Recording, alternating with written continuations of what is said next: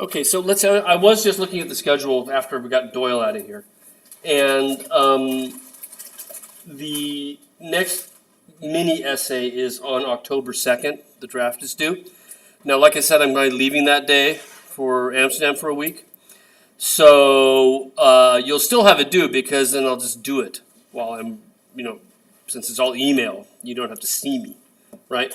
But what was on the schedule was that today was the due date for the revision of obviously you haven't got it back from your peer editor yet, so that's going to be bumped, and I'll give you ample time to work on that, right?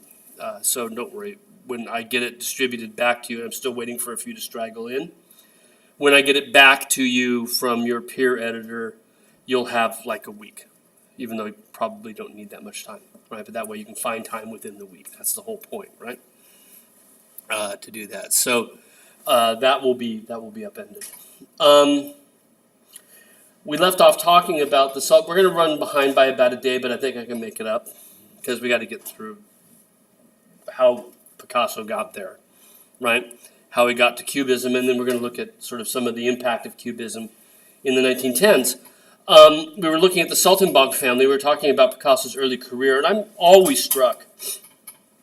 If you only know Picasso from Cubism, then you don't know Picasso, because he's such an amazing chameleon as an artist, really shifting gears quickly and almost immediately being extraordinarily successful in the new stuff he's trying. It's just kind of infuriating in a way because he's so darn good, right? And he's only like 25 at this point, and that may seem old to some people in the class, but to me that's very, very young.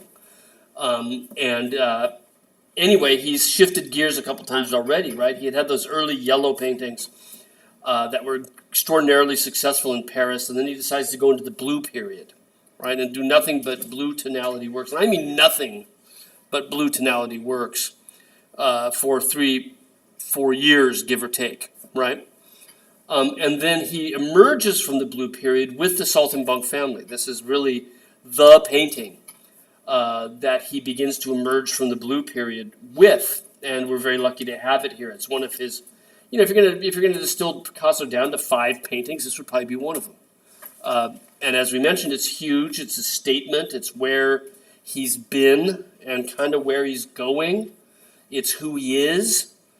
When I say all these terms this way, and I'm not really meaning to say it this way, I don't really have a script, but don't you immediately think of like Gauguin?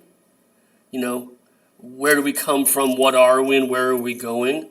Right? That was also a sort of a testament, right? That was a career-defining picture on a very, very large scale. And in fact, in 1903, there had been a large retrospective of Gauguin's work in Paris at the Autumn Salon, the same salon where the Fauves would have their breakout, right?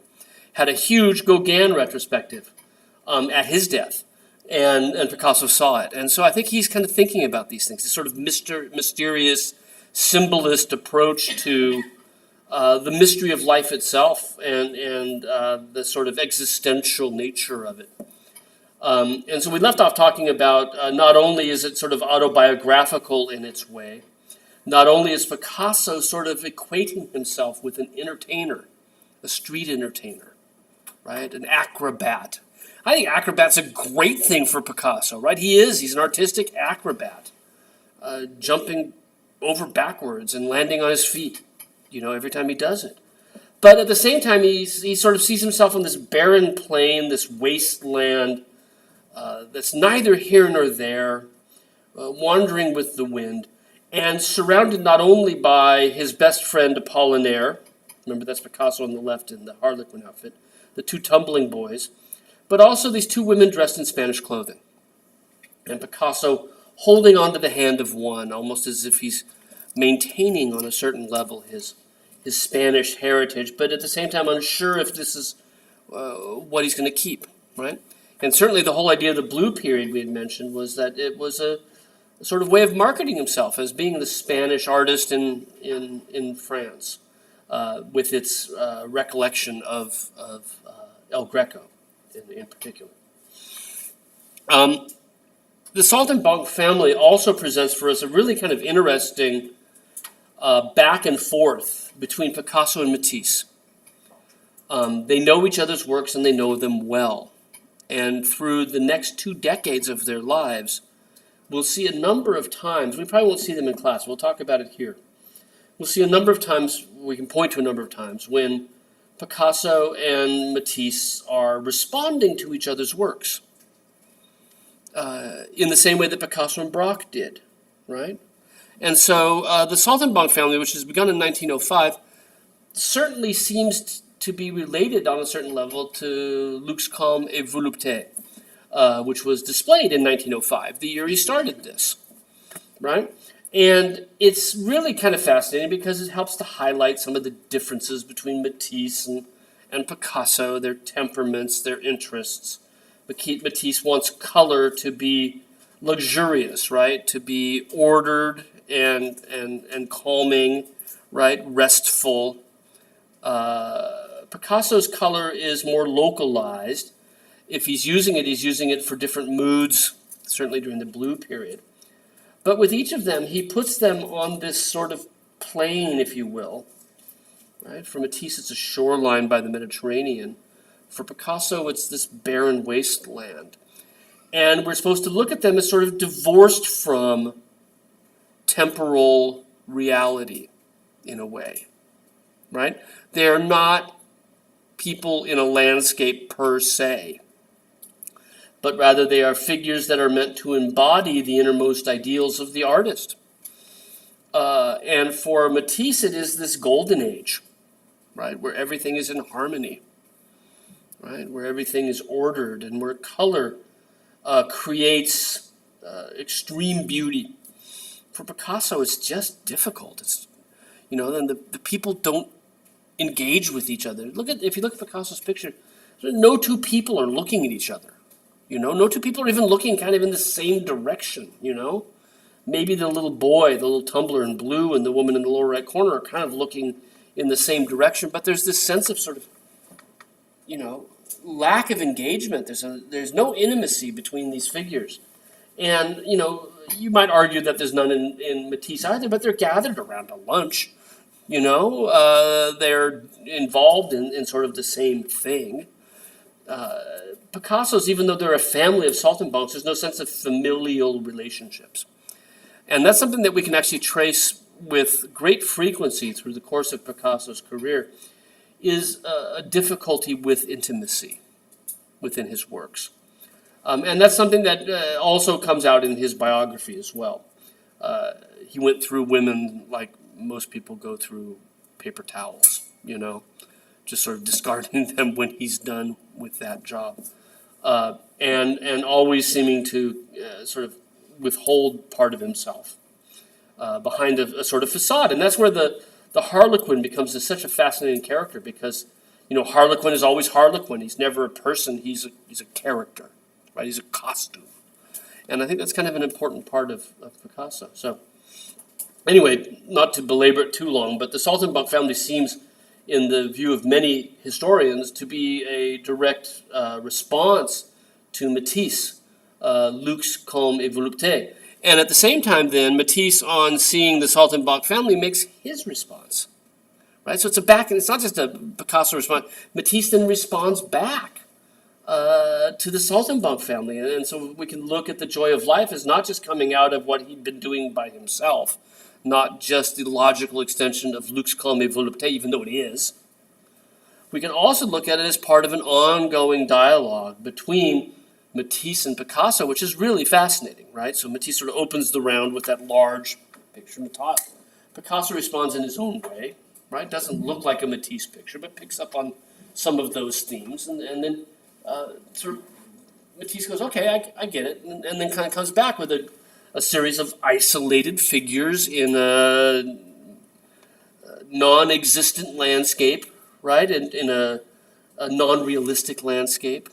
And whereas Picasso, and performers as well, right? And whereas Picasso's are alienated, isolated, unengaged, Matisse has figures hugging and kissing and dancing and making music. in that landscape. And so this really is a very different approach to life and the world around it, and it is this back and forth, right? Some suggest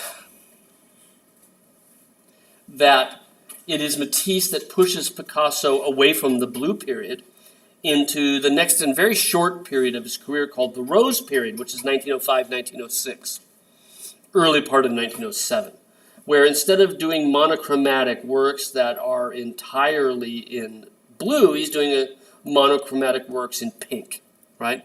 And rose, of course, in French is pink, right? That's the word for pink, and thus rosé wine, right, which is pink. So rose-colored works that have this sort of earthen tone to them. And again, I just think, you look at these things, you realize what a fantastic draftsman Picasso is. What an amazing linear artist he can be, where the three-dimensional quality of these two boys is, for 90% of the figure, achieved through the outline, through the thickness and the thinness of what we call the contour line on the outside, and how that becomes absolutely evocative of the three-dimensional form. Fantastic. And then sort of the sense of pose, the standing boy with his weight on one foot, the articulation of the feet within space. You guys know this. Feet are tough. Feet are really tough, right? There's 100 bones in there. Not 100, but there's a lot of bones in there. And getting it right and getting them to sit in space and understanding sort of how the arch works and where the heel lands. Man, Picasso has nailed it, right? And we forget this about him. Yeah? Now, how does this relate back to Matisse? Well, this is not necessarily one of his statement pictures, although it's fairly large. It's about 4.5 feet tall, right? But what Picasso's doing here, that Matisse had been doing with The Joy of Life in particular, is Picasso's going back and looking at the classical past. And by classical, I mean ancient Greece and Rome. And trying to mine this golden age where life was good through many of his Rose period works, right? Looking back at the classical heritage of art. And so I'll point to a couple of things here.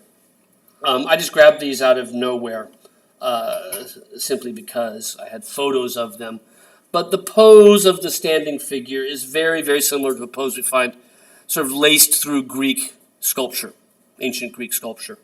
This Praxiteles on the left is a lovely, lovely thing, right? But you can see we call it contrapposto pose, the counterpoised balance of the figure that Picasso's picking up, the sort of lack of any kind of expression to the face comes directly out of that. The figure with his foot up, based on a much more well-known Greek bronze of a boy pulling a thorn from his foot, right? The spinario. There's a copy of this. This is the original bronze in Rome. There's a copy of it up in Baltimore as well. But he's sort of mining the classical heritage. And I think he's inspired to do that by what Matisse had been doing. He looks out and he sees Matisse with these, figures, these panpipe figures, lounging in this golden age of landscape. And he says, "Oh, that's a great idea, but I don't want to, I don't want to paint like Matisse. I got other ways of mining classical heritage and bringing those ideas into my works." And so the two figures certainly relate directly back to the sense of a classical past, as does the use of reddish-orange figures. Certainly the red figure vase painting from around 500 BC, produced throughout Greece, is a huge inspiration on Picasso, because you can see that, like Picasso's figures, it's a simplicity of means that gives you a sense of three-dimensionality. Right? It's outline plus a few interior lines, and then it's basically a flat orangish, right, earthenware colored figure. And Picasso's are very much the same way. You can even see he puts some what appear to be ancient urns on the shelf in the background as a sort of visual clue, right? So Picasso's Rose period, in this picture in particular, on a certain level responding then to Matisse, right? To Matisse's figures in a landscape, his joy of life, finding that joy of life in ancient Mediterranean examples, and Picasso doing very much the same thing. Unlike the Blue period, which was about 3.5 years long, the Rose period is really quite short. Sort of late 1905, early 1906 through middle of 1907. It's a year-ish, year and a half. Why did that do that?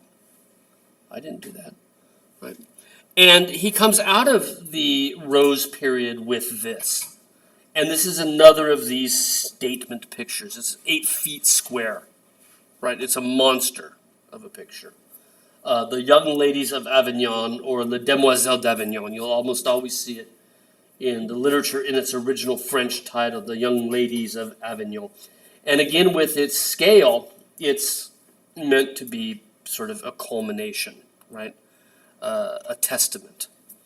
And on a certain level, we can look at it as bringing together the Blue period and the Rose period in one picture, where we have Blue period backgrounds, so to speak, Rose period figures, but now he's trying something radically different.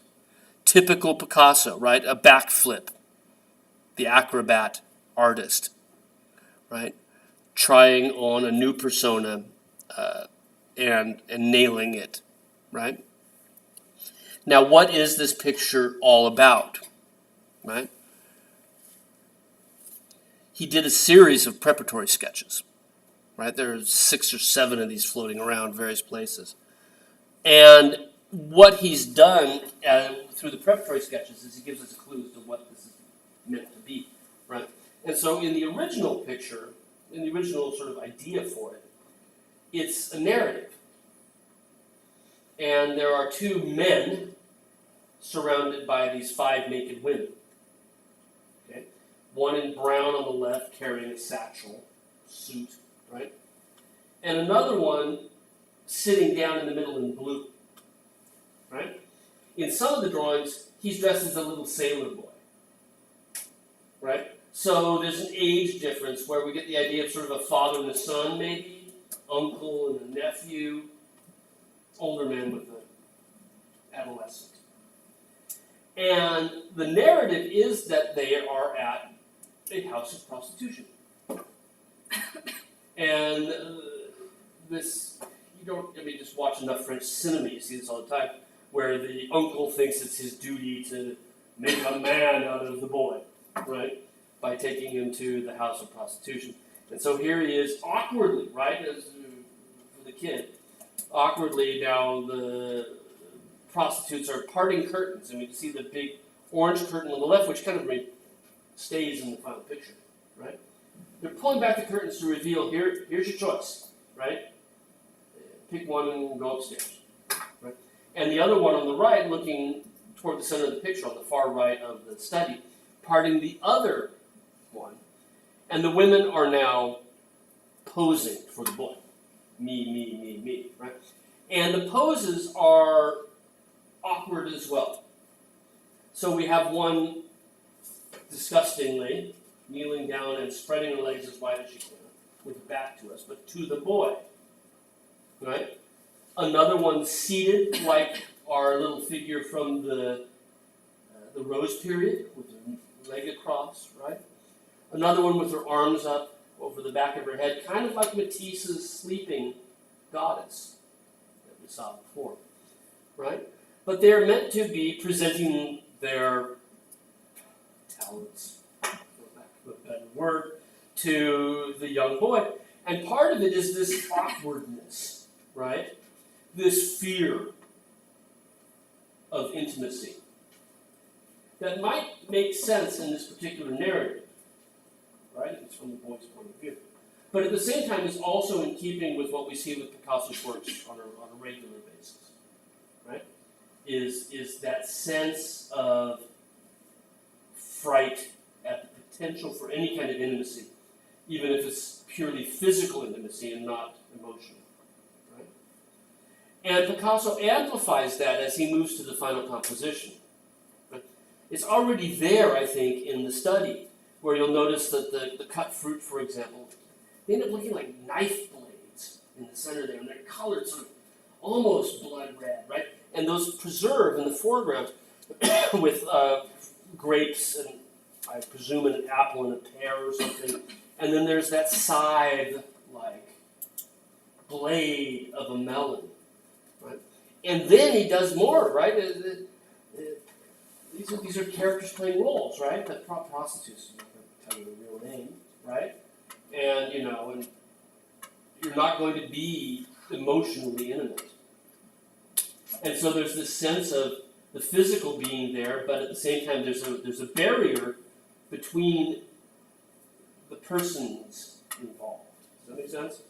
And Picasso amplifies that by giving them masks, right? And making them that much more sort of unhuman, right? Separating the humanity of, in this case, the potential sexual act, and then from the actual physicality of it, right? Now, when he gets to the final version, he's done all sorts of strange things, and these are things that kind of lead us toward Cubism. The bodies become fragmented. The face of the woman with her back to us is turned like The Exorcist, like Linda Blair in The Exorcist, flipped around backwards, looking directly at us. The faces of the three on the left are made into masks, not as much as the two on the right, but are. And it all becomes rather creepy. That's made creepier by the fact that he's gotten rid of the narrative elements. He's gotten rid of the man who has brought his charge, right? His younger relative, and there's no proof it's a relative, to this. So that what happens is it's me, it's you, it's us. We're the boy now. Because we're not looking at somebody else doing this, we are the ones doing it. We are the ones who have arrived in Avignon at this house of prostitution. We are the ones to whom they are displaying themselves. We are actually involved in the picture. Whereas originally we could have a distance of just watching somebody else do it instead. Right? You take the role of the figures who are there. And we should keep in mind that Picasso probably wasn't really all that concerned with female viewership. Right? This is really a man painting for other men in that particular respect. Again, we can talk about this being a response, right? We've talked about this sort of volleying back and forth between Picasso and Matisse during this period with these, each of them have got these two monster statement pictures, right? And with Lux Calme Volupté, sort of Matisse says, this is what I'm up to. Picasso comes back with the Saltimbanque family. Matisse comes back with this. And after seeing this, Picasso comes back with the young ladies of Avignon. And I think that seeing them side by side really does indicate for us how extraordinarily different their approaches to art are. That Matisse, again, with his attempt to create a world governed by order and reason, comfort, that is based in color, Picasso creating a world of discomfort. And that discomfort also then seems to translate into what is, we often call this the very first Cubist picture. Because what he's done here is, and I think, on a certain level, Matisse is playing with foreground, background distinctions. Look at the pink tree and how it looks like the pink sky behind the green tree, right? He's playing with this front and back thing through color. Picasso too. So now the spaces between the figures become these fragmented solids, looking very much like panes of glass, prisms, right? And keep in mind that while this is all going on, 1907, the year that he's working on this, is the year of the Cézanne retrospective, the year after Cézanne had died. Monster retrospective in Paris. Picasso sees it, mother hovering over us, right? At this exact same time. And that idea of painting the spaces between the objects and turning them into active sort of areas of composition. This is straight out of Cezanne. But you can see they're now becoming cubist. And we can see that also with the faces, the two masks, where the eyes have been taken away from the original observed object, put back in a way that observes not the logic of the physical world, but the logic of the composition for Picasso, right? How the breasts of the figure with the green mask not only mirror the green of the mask, but turn into geometric shapes, where everything starts to look like cubes, right? And where the solid things become transparent in places, and the transparent things become solid. The hallmark of what will become analytic cubism, right? But part of this is Picasso saying, I get what you're doing, Matisse, but that's not what I'm doing. Here's where I'm going. And picking up some of the same ideas, right? The Mediterranean, life in the Mediterranean. Avignon is in Provence. It's down near the Mediterranean, right? It's just kind of inland a little bit is all, right? Picking up on Mediterranean life, but in his own particular way. And again, this idea of a back and forth, right, between the two of them is really what ends up leading us to this particular place. We know he knew this work. We know he saw it and saw it regularly because it was owned by an American collector named Gertrude Stein, who lived in Paris with her brother Leo, and were major patrons of early modern painting.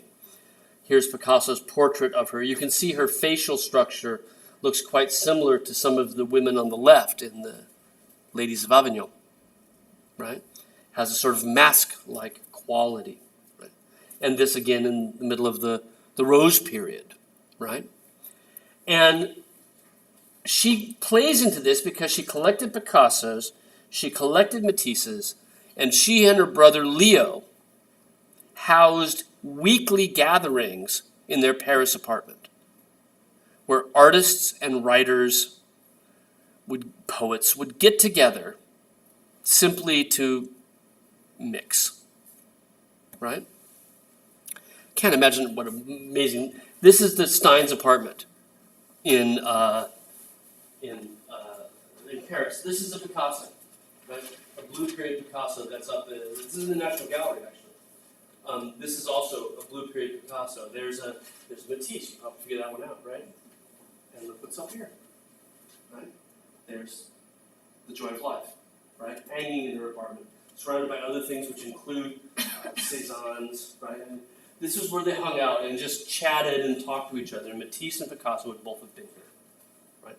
So not only does he meet Matisse, gets a chance to talk with him, but also gets a chance to see the Joy of Life on a frequent basis, right? So Matisse is in some ways behind Picasso finally arriving at Cubism in a weird sort of way, right? Because he's not doing anything Cubist himself. He's just inspiring Picasso to try to do something different. At the same time, when we talk about the impact of Matisse, another work of art that we've seen, the Blue Nude, is one of the earliest works to really get to try to channel African art, right? That Matisse had been collecting into Western paintings. And this idea of looking for something that's non-European as an inspiration for your works goes back through Gauguin, who went to Tahiti, right? Looking for something non-Western as inspiration. Some way to do something different. Van Gogh, who goes back to, or even also Gauguin, goes back to Japanese prints as a way of trying to find some other artistic tradition other than perspective, chiaroscuro, right? So Matisse begins to channel African motifs into his works at the same time Picasso's working on this. And what Picasso does is, again, he's picking up on what Matisse is doing, right? And he's saying that's a really cool idea, but I've got my own way of approaching this, right? And what he does is he goes to an ethnographic museum and he begins to make sketches of African masks. These are not ones that he probably saw. I just found good African masks on the internet that were from the early 20th century that looked similar to the faces we see on the right of the Demoiselle. But there was a newer, relatively new ethnographic museum in Paris, right on the Trocadero, right there, open to the public. People were going with great frequency to see African tribal art from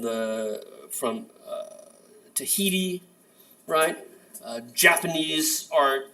This ethnographic museum presented artifacts, cultural artifacts, of course, high art, to the French public for many ways the first time, right? And Picasso is starting to channel these things. Yeah. He also is looking back at prehistoric Spanish sculpture. There are these early, we call them Iberian heads, because Iberia is the peninsula that has both Spain and Portugal on it, right? And it's before Spain was a country per se. These early Iberian, sort of roughly handled heads. And he's equally interested in those. And so what he's doing for the faces of the 5 women is he's pulling these different sources together. We get African masks definitely to the 2 figures on the left, but then we get these sort of Iberian mask for the dark-faced woman on the left. Right? The more ruddy complexion, and even to a certain degree the way the faces of the 2 in the center are handled. Right? And so for Picasso, he presents them as these figures that have obscured their true identity on a certain level. And he wrote about this picture a couple different times in his career. And one of the things that he said was that the masks were a way of warding off evil spirits, which is kind of what masks are often all about anyway, right? Warding off evil spirits, right? You wore a mask not only to disguise yourself, but to keep bad things away. And what's fascinating, of course, is that they're all directed at you and me. They're all directed at the viewer. So we're the evil spirits, somehow, in these pictures, that are meant to approach the prostitutes with the potential of intimacy, but at the same time are being warded off. Right? There's that Picasso discomfort with intimacy coming through very, very strongly. I just brought in Gertrude again because she's based on one of these Iberian masks as well. We're running behind it. I can tell you a really good story. Okay, I don't have the slides for this, but a really, really good story. Apollinaire. Remember Apollinaire? He was the jester in the Saltimbanques, right? The writer had a butler, right? And Apollinaire, to get people to talk about things they liked, would ask people, if you could, take anything home, what would you take? And I play this game with students sometimes. I say, hey, pretend I'm the curator of the National Gallery, and you can take any of these pictures home. Which one would it be and why? And it gets you to look more closely and think about what you're looking at. It makes kind of a fun little game. And I learned it from a curator at the National Gallery when I was in grad school. Apollinaire would ask his friends, if you could take something home, what would it be? Right? And Picasso said, I want one of those Iberian heads from the Ethnographic Museum. I would love to have one of those. And it turns out that he goes back to Apollinaire's house like a few weeks later, and he's got one for him. Here's a. I found this, so you can have it.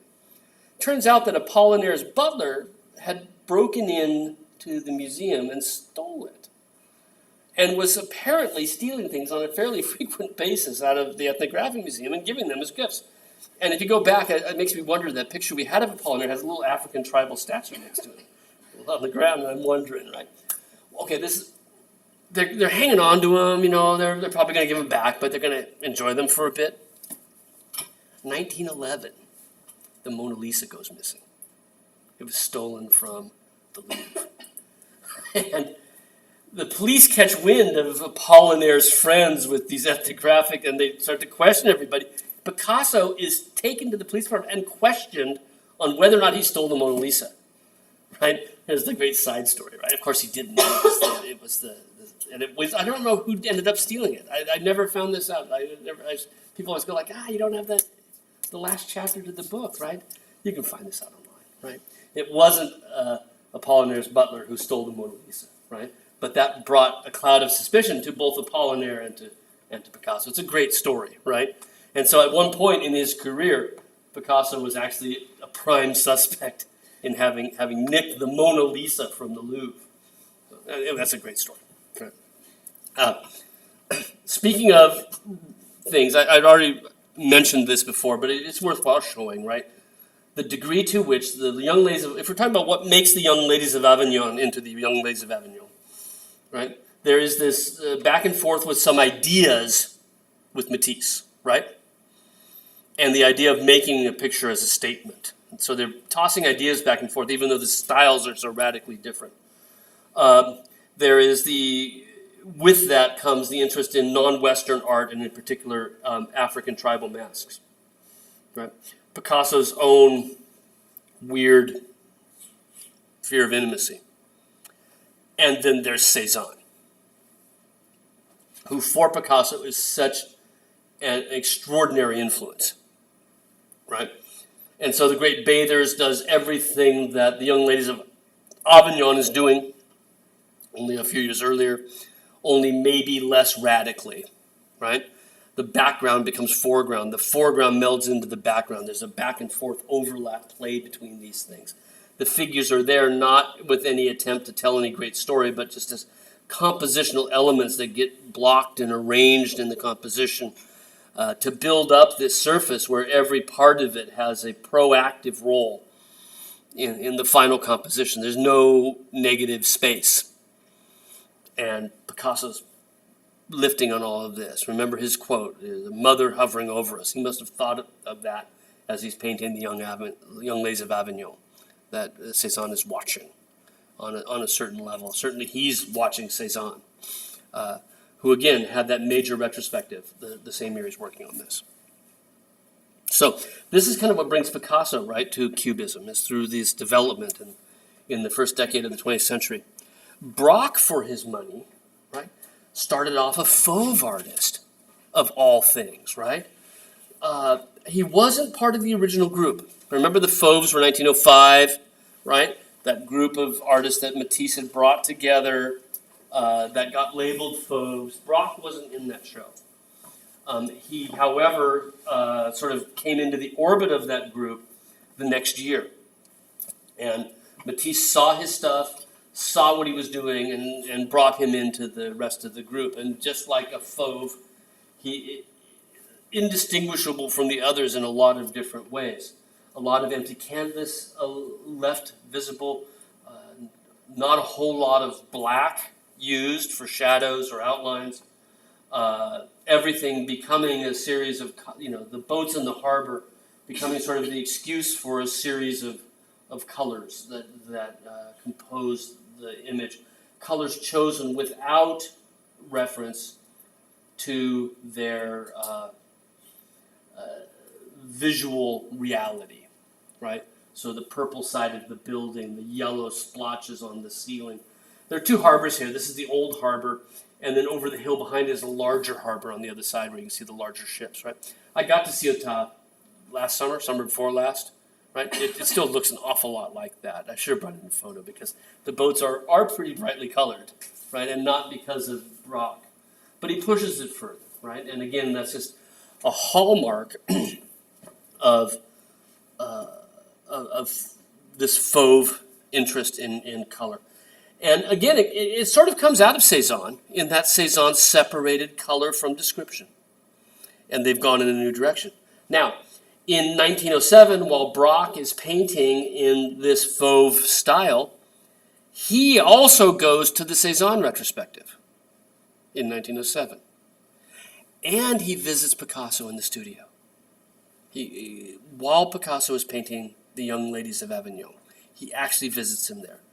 And almost immediately, he gets an idea for a new direction. Right? And almost immediately, Braque shifts towards something that's also proto-cubism. All right? So here's roughly the same subject matter a year and a half later. He's visited Picasso. He saw the Demoiselle d'Avignon. He went to the Cézanne retrospective. He saw that. And he comes up now with another image of an old shipping harbor where everything has become cubist. Now, he still has color. He still has greens and browns in this. It hasn't become entirely monochrome yet. Right? But it does seem that it's Braque who really pushes it into something that looks like cubism, even though Picasso's Young Ladies had sort of opened the door. Right? So there's our mountaineers, right? Braque sees that and goes, I get it. We can apply that to other things. And at the same time, he sees the Cézanne retrospective, and this sort of pushes him in a new direction. He tries to exhibit these with Matisse's group the next year, and Matisse looks at it, and he says that these are little cubes. It looks like he made a bunch of little cubes. And this is where the term cubism gets its very, very first start, right? Now it gets picked up in the press shortly thereafter, right? But some people think Matisse is the first one who saw it, who used the term, and he didn't like it, right?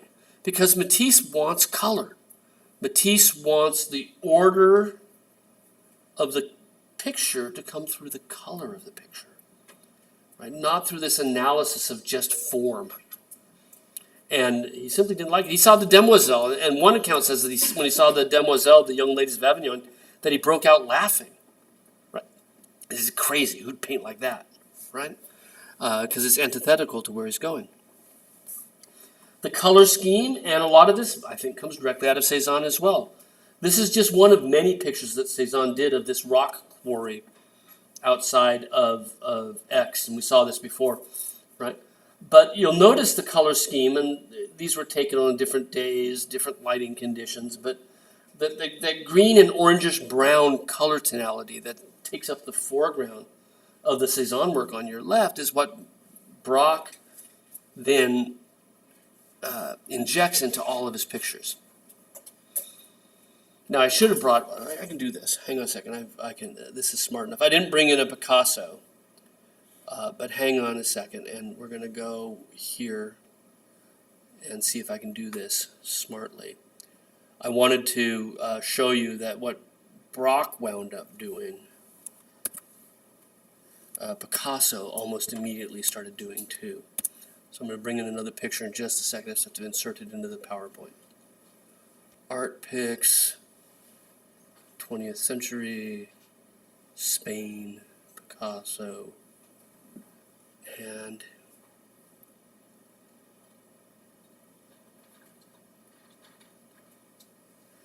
yeah, well, this will do.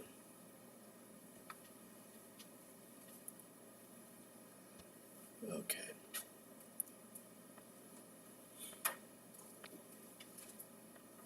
Come on. Why won't you let me? Let's see what happens if I can't. I've lost my thing.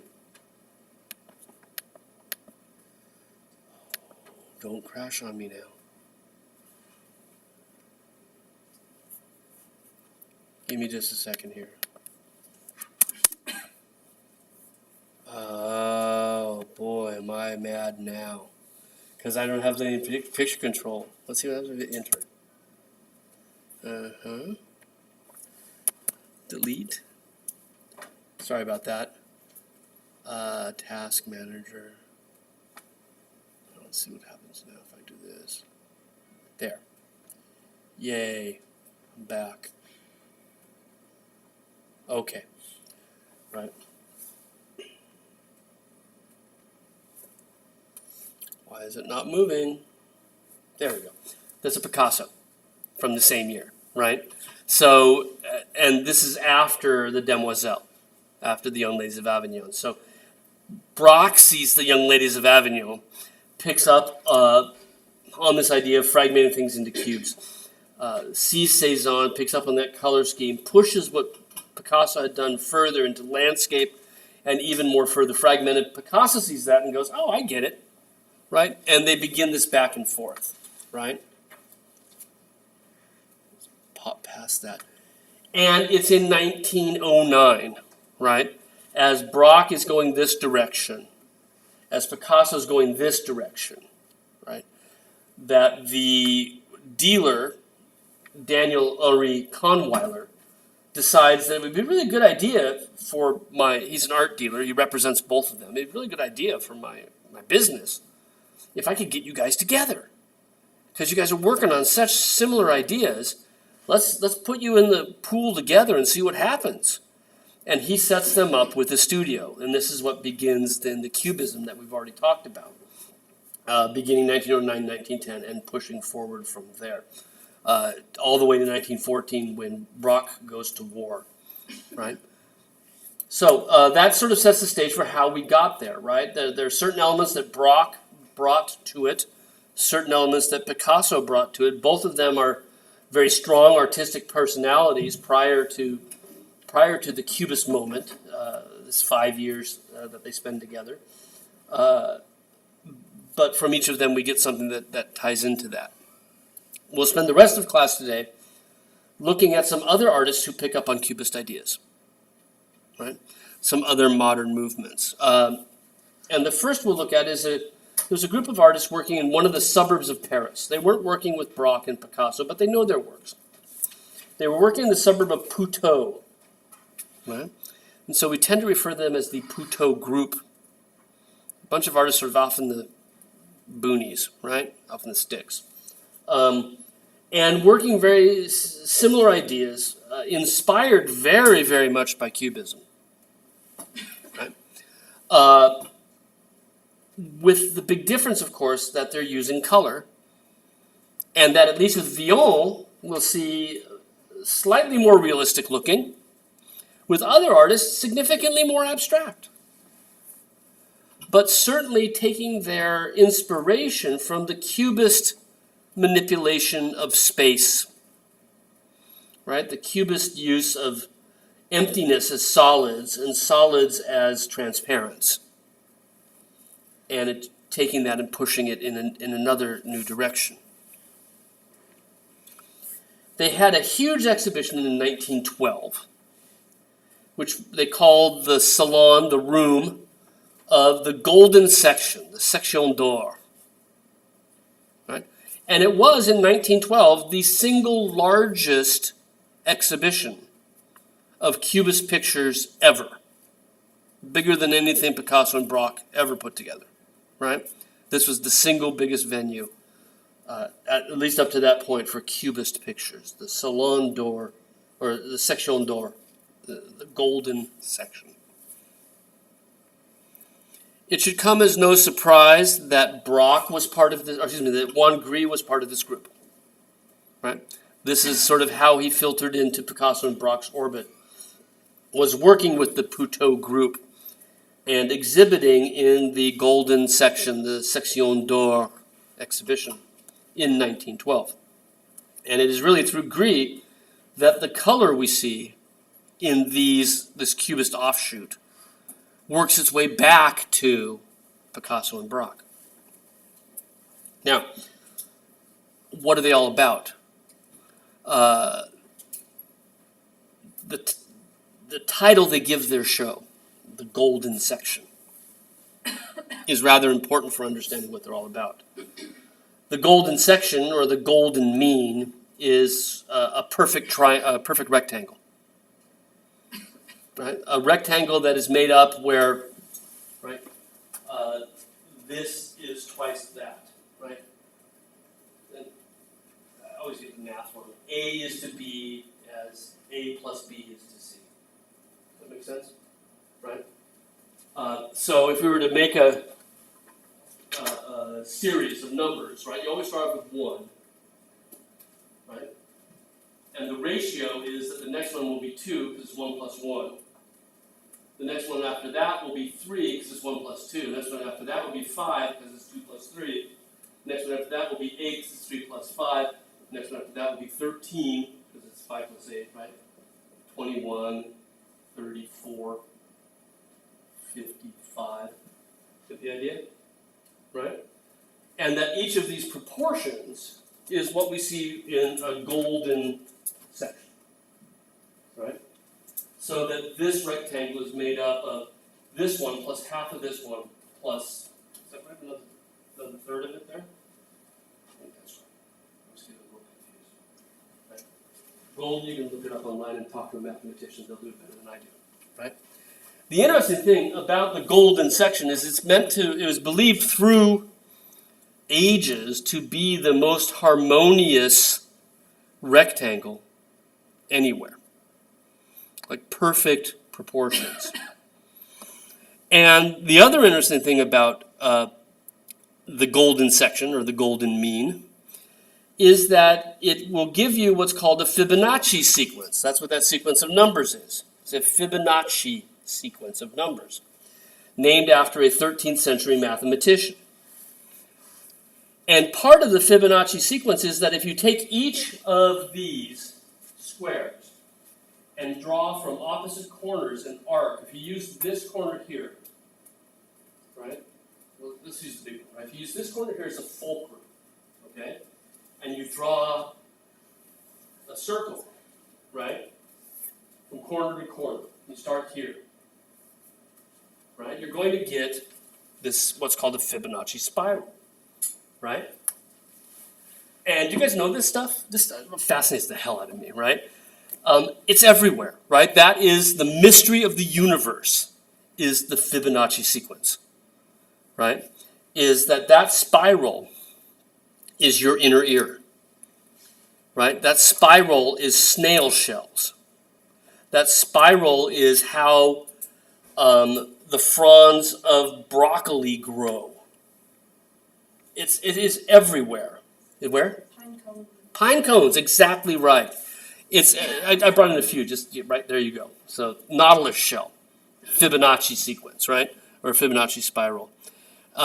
Huge things, hurricanes, right? Follow the Fibonacci spiral, right? The universe, right? Asteroids follow Fibonacci. It's just everywhere you look, right? Water going down a drain will do it, right?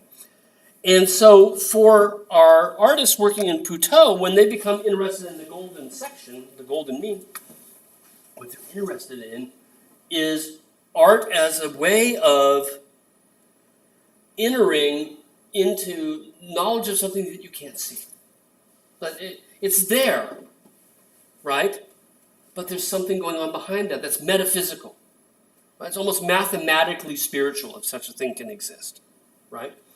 That the golden section, the golden mean, is perfect harmony that always exists, and their job, of course, is to reveal that.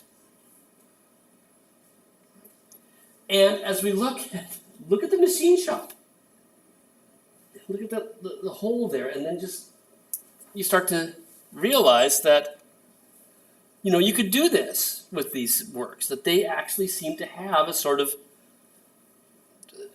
sensibility based on that. And calling themselves the golden section says that this is, in fact, not just Mark tracing things on this. This is what they're trying to achieve. Moving from a section where it's very tight and organized to a section that gets more diffuse. And it's fascinating to sort of try and trace these on most of the pictures that come out of this. Right? So it's the sense that art, and this is, I think, what maybe separates them from, other than the color, what separates them from Picasso and Braque, is that art can be a bridge between the physical world around us and metaphysical reality and truth.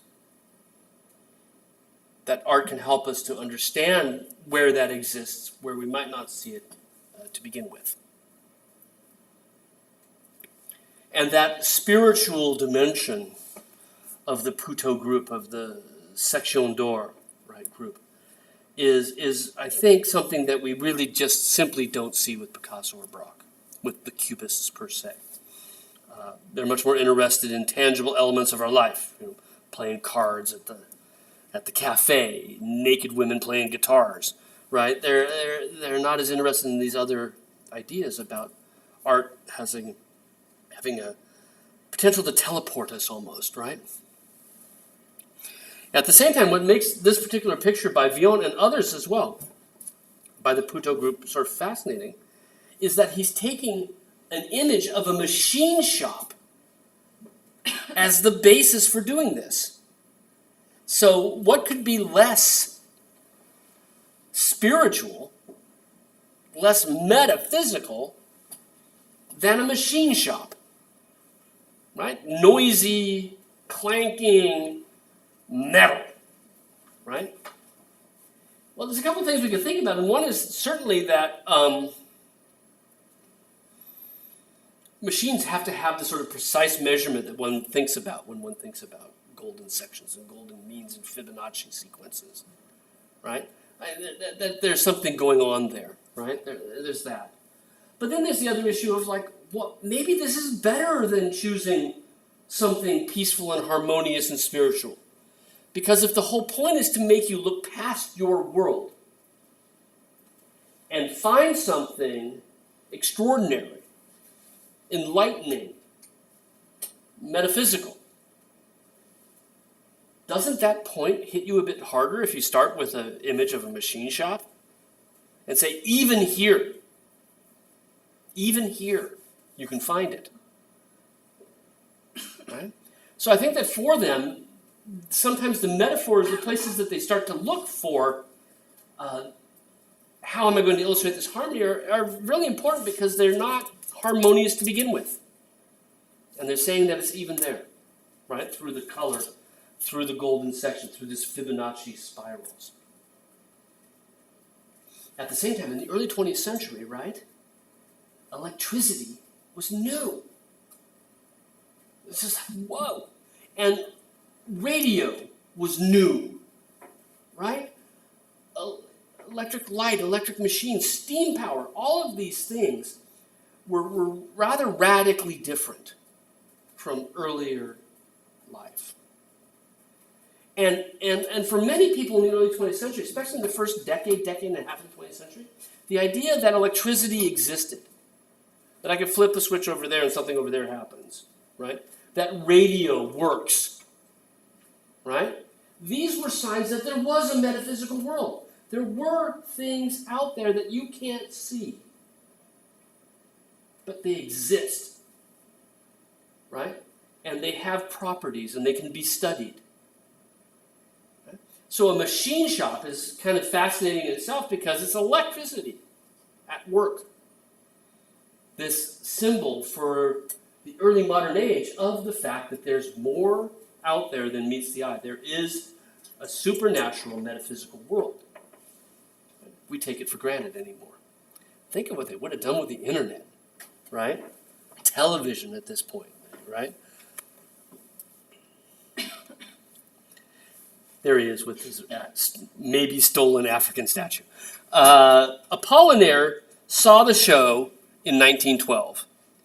He was a poet, but he was also an art critic, well-published art critic, and he called the group the Orphists. Now, what does he mean by that? Orphist. He is suggesting that they are similar to a figure from Greek mythology, Orpheus. Orpheus. Does anybody know about Orpheus? Anything about him at all?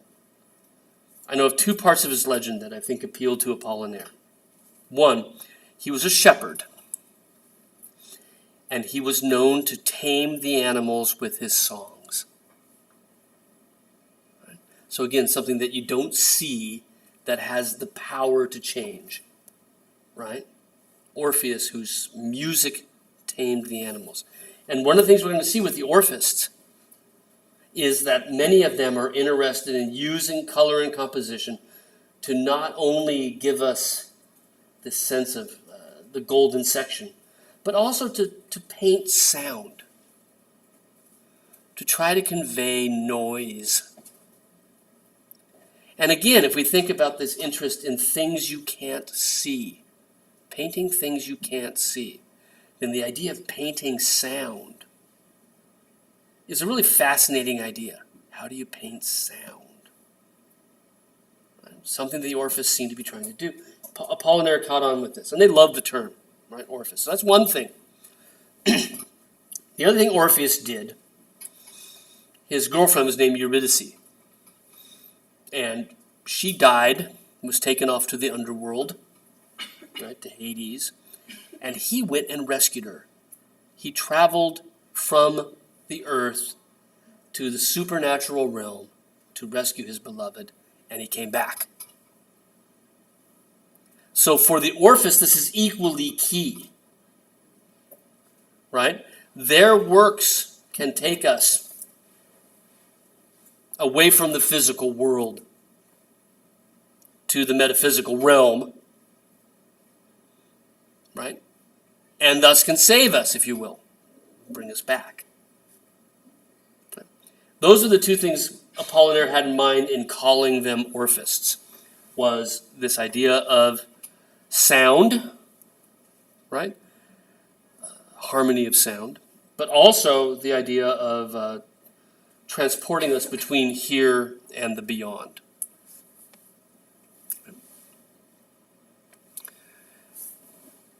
The painter to whom Orphism is most usually applied is Robert Delaunay, often considered to be sort of the Orphist painter. And we'll look at 2 or 3 of his works. He too is very much interested in sound, we'll eventually figure out. He's interested in the machine world as a metaphor for modernity, for the modern world. He's interested in art where color transports us from the physical world, from the modern world, into the metaphysical world. And he does a series of pictures in 1912 called Windows. This particular one in the Guggenheim. In New York, sort of the 2 great modern collections are MoMA and the Guggenheim collection, right? So we'll see quite a few. And in fact, a lot of our online resources come from the Guggenheim website, right? Simultaneous windows, the second motif, the first part, suggests a series of pictures to us, and indeed he did a huge series of these in 1912. Is there anything in the picture that you can actually make out? Any motif in there that you can see? Say, I recognize that. Hint, he's in Paris. Say it. The Eiffel Tower, right? In fact, he loves the Eiffel Tower. And he'd already done a series of Eiffel Tower pictures prior to this, right? And the Eiffel Tower for him is this really strong metaphor for, I think it functions in the same way the machine shop does for Villon. It is a structure that can only exist with modern technology. It's a structure that nobody thought could ever be built. In fact, you know this, the Eiffel Tower was built as a demonstration piece. It was not meant to be a permanent work. It was all, in 1889, French government sponsored a World's Fair. Right? And the theme of the 1889 World's Fair was just new potentials of industry. Right? What can we do with steel? Right? Reinforced steel and plate glass. What can we do that we never did before? And Eiffel designed this tower. He'd been building bridges. We could build a tower like you've never seen, the tallest thing in the world, right at the time. Yeah. And it was put up specifically for this exhibition. It was supposed to come down at the end of it, right? It was a temporary structure. The rest of the exhibition came down, equally large things, right? And it stayed, and it became sort of this metaphor for this is the modern world, right? And Delaunay chooses it, like Villon, as this, he's painting what does it mean to be modern, and how can we find something spiritual within that. And so he takes it as the center theme, and you'll notice that some of the colors that he's painting sort of obliterate it, right?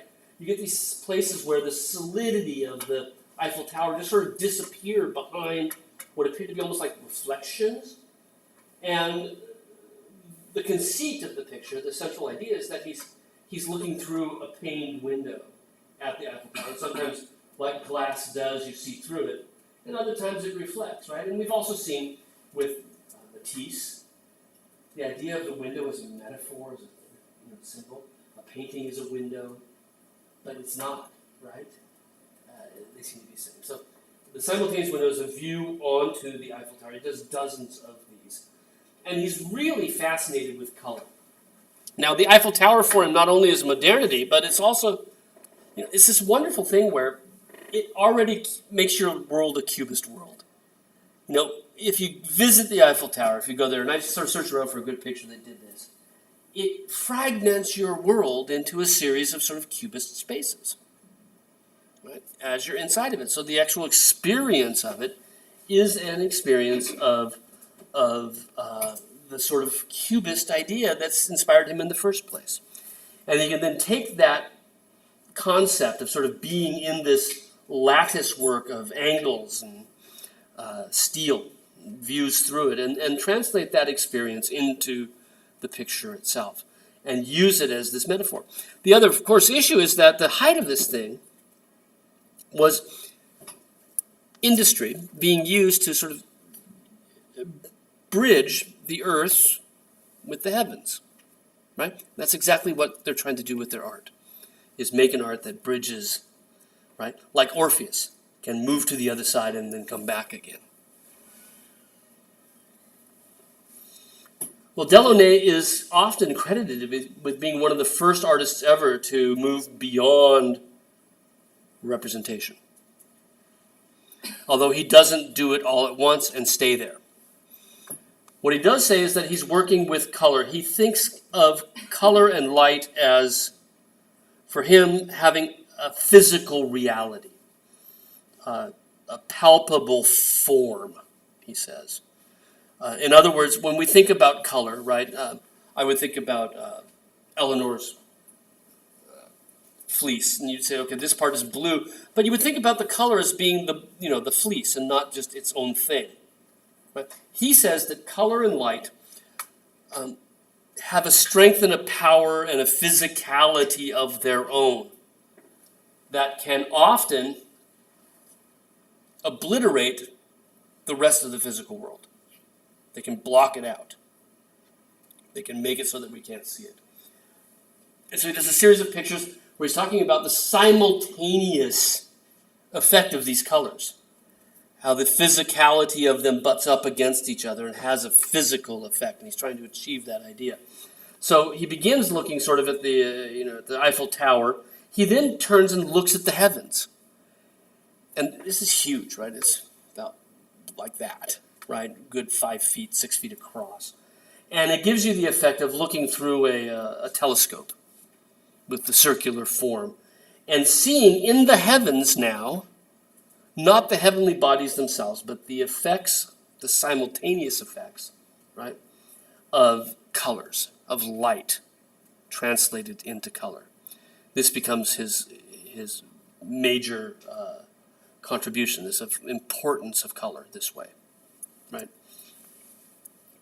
We'll end today with a work in the National Gallery by Delaunay, Political Drama, which has some of the same coloration that we've seen in the other works we were looking at by him, but includes the human figure, which is something we haven't seen in his works. But again, these bright bands of color, I think this is primarily gouache on paper, and you can see how he sort of built the paper up and around as he's worked on this. He is taking as his inspiration a newspaper story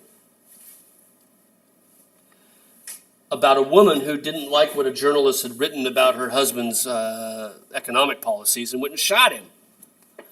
This then made the front page of the journal. The outraged wife of the Politico, shooting the journalist for revealing or criticizing her husband's policies. And Delaunay turns that into our picture here. And you can see what he's using again, just like Villon, is color becomes sound. Right? The eruption of the gun that was in the illustration in the magazine on your left becomes the sort of the target center of this eruption of color. And as the sound of the pistol sort of spreads out through the room, so the colors spread out from that center, like waves from a rock that's thrown into the into the lake. And he turns it from being something violent into something that looks almost like a dance, right? Because you remove the actual pistol itself, amplifies his arm into that purple form. And you'll notice that as the sound comes outward, parts of it, as it's rendered in color, obliterates the physicality of the figures. This is Delaunay's idea that light and color are physical, right? That they can, in fact, impede our ability to see other physical objects because they have their own physicality. This is done quite a bit with collage. You can see the central part of where the gun would have been is in fact pieces of paper that have been painted down. And I think as we consider Delaunay's ideas about the relationship of color to physical objects, we can see that the way in which he lays the paint down over these cutout pieces of paper enhance his idea that color has its own physical form, right? But most of it is in fact collage. The suit of the man, his head, right? We can see the green come over the top of it. The woman's jacket, also collaged, and of course the center part of our square is, and in fact here another detail of him. And you can see that in numerous places there are ways in which he's playing with the interplay between color as a physical object and the other physical objects within the picture.